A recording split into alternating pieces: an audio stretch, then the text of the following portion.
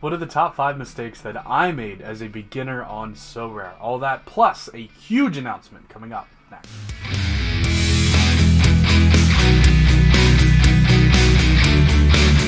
Welcome into another video on the channel. This is Chris, the MLS card guy, here today.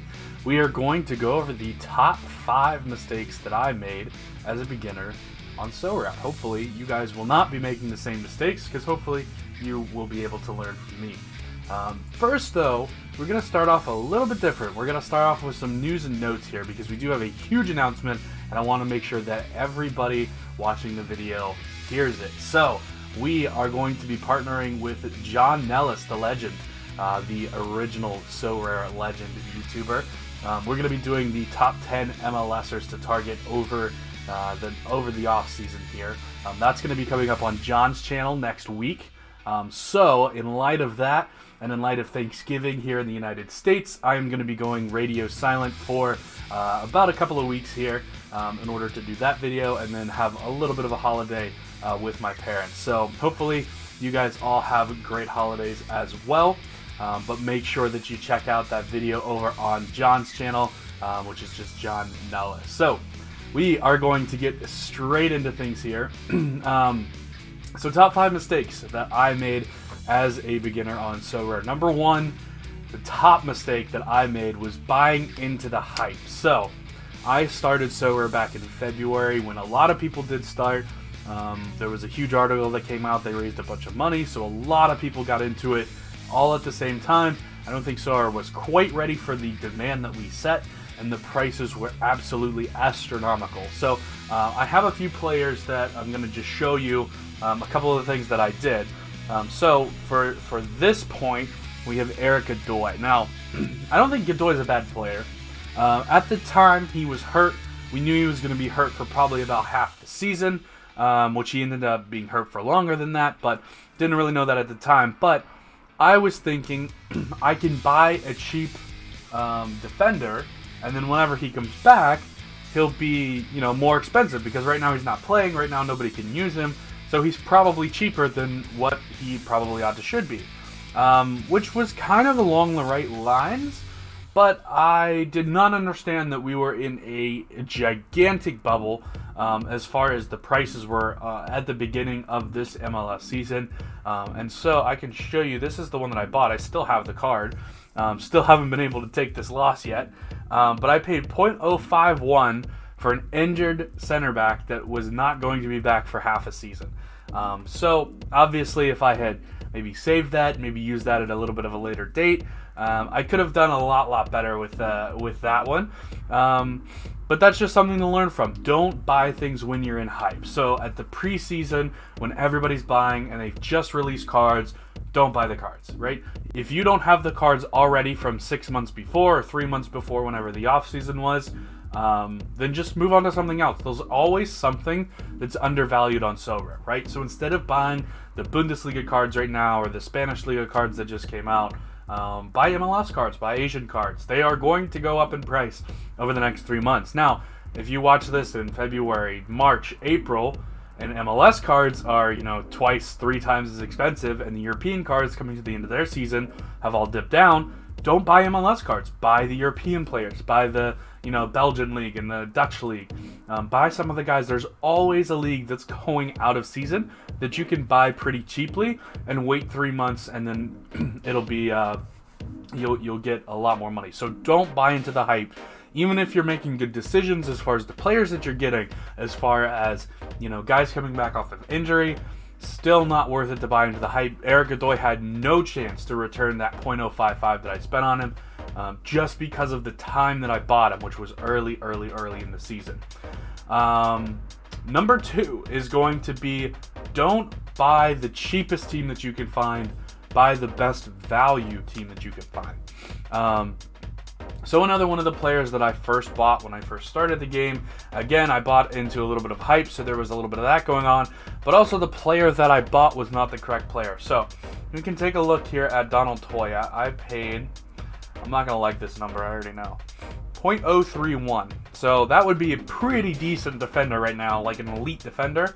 I paid that for Donald Toya in the preseason. It might have even been a little bit after the season started. But my thinking was, at the time, you saw the last player that I bought, .055. That was generally about the cheapest that you could find defenders. And I found Donald Toya for significantly less than that. So I figured, well, I'll buy him, right? And then I'll just kind of use him, I guess, a little bit and see if maybe on some of his good weeks he can be pretty good. Well, at the time that I bought him, this was kind of the information that I had right here, right?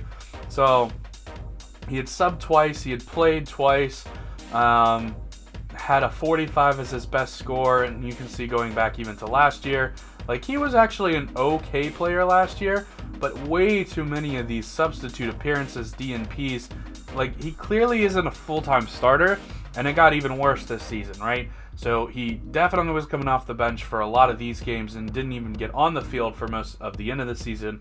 So just a player that I was trying to kind of scrape the bottom of the barrel as best I could, and I didn't really get a player that was worthwhile, right? I didn't really get a guy who was going to get me 58, 60 points in any given week. In fact, the maximum that he got on any given week this week was 48. That would be an okay week if it was an average week, but as a maximum, that's just not good enough.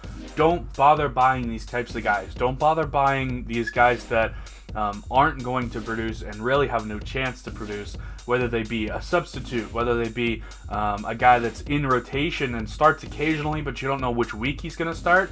Unless you have absolutely no money, and he's like much cheaper than anybody else on the market, which in this case even Toya was, I still wouldn't really recommend doing that. Save your money and try to spend up a little bit to get that guy that'll actually start every single week and will actually produce results for you.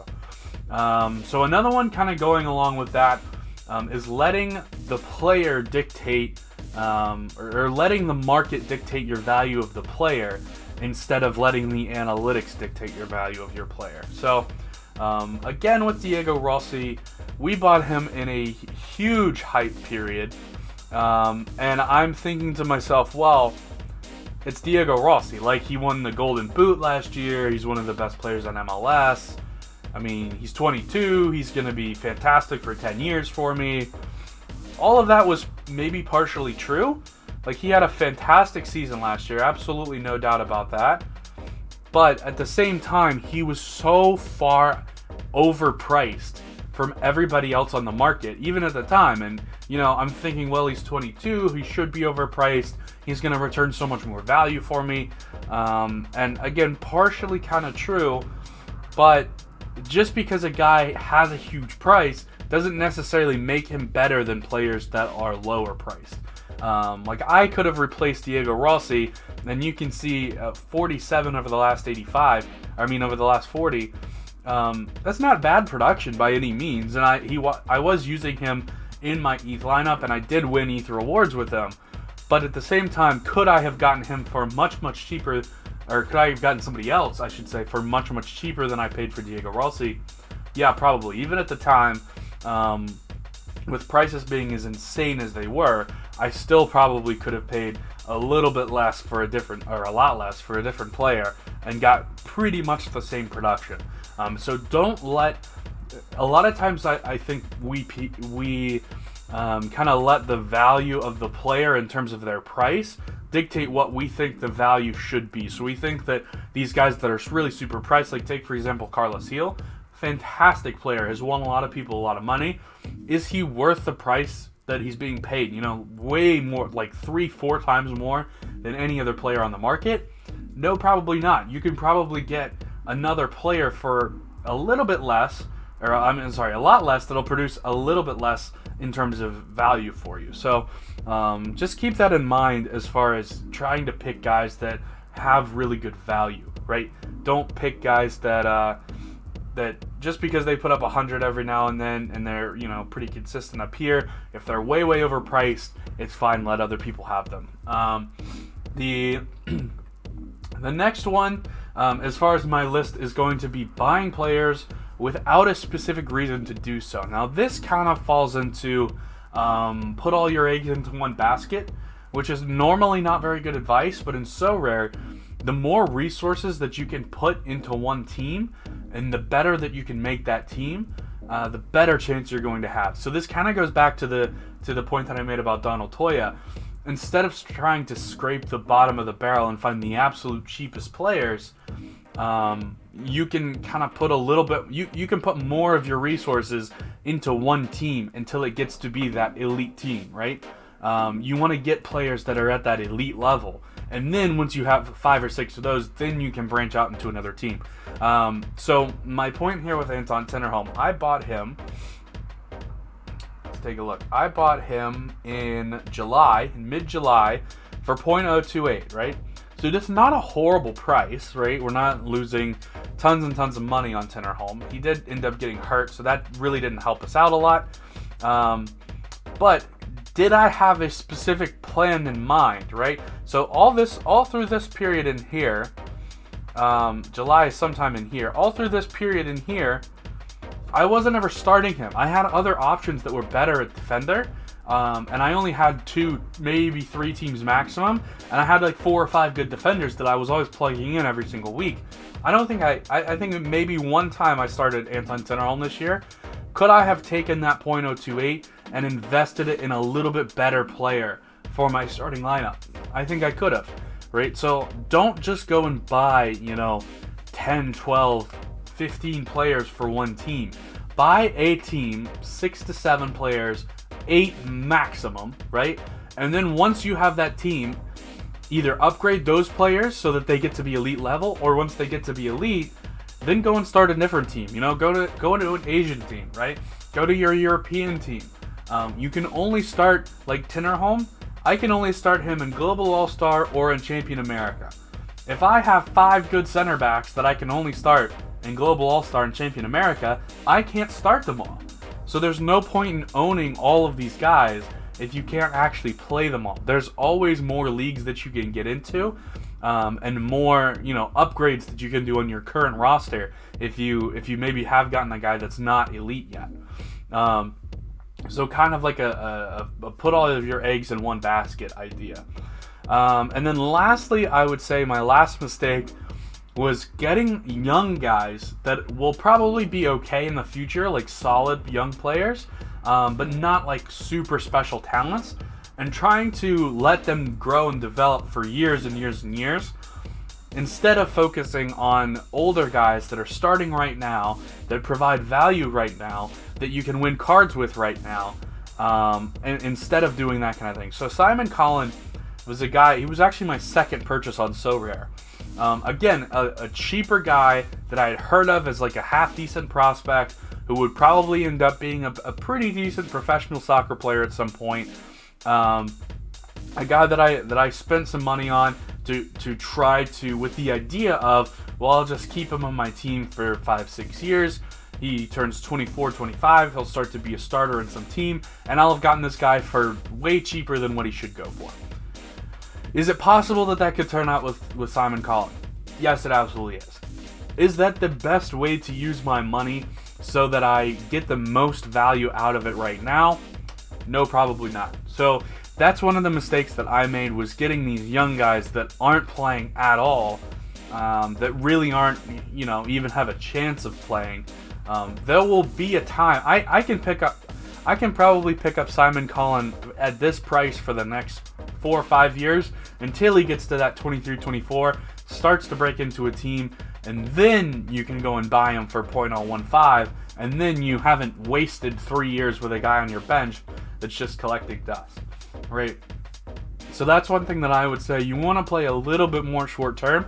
Now, there's definitely some guys that I'm really, really, really high on that I do have in my team, that aren't necessarily starting every single week, but they are starting some weeks, right? They are playing for their club teams, so they do have some value. Guys like Simon Collin, there's tons of other examples of good young talent that's 18, 19, 17 years old, that's not playing for their club team because they're just not quite ready yet, or they're playing for, a reserve or an under 23 team, something like that, just not quite ready. And they probably will be good pros in the future, but you can also pick them up 3-4 years in the future when they're about to become good pros. So that's just something, a few things to keep in mind for you guys. those are definitely some mistakes that I've made throughout my first year. We have cleaned up a lot of those things. We definitely, I feel, had a better second half of the season than a first half. We still have some more lineup things to clean up, but overall, we're making some very, very good progress. Hopefully, you guys can learn from me a little bit and not make those same mistakes that I made. So, again, I appreciate you guys tuning into the video. I am going to be going radio silent for the next couple weeks, so don't expect anything out. Do make sure that you follow the Twitter account, because I will still be on Twitter posting player of the day updates, and also any news like contract news, coaching change news, trade news. Once we get towards the expansion draft, we'll do that coverage as well. We'll also have a video on the YouTube channel about the expansion draft once we get closer to that point. But make sure you're following the Twitter account as well, so that you can stay up to date on all the latest information. But until the next time, United.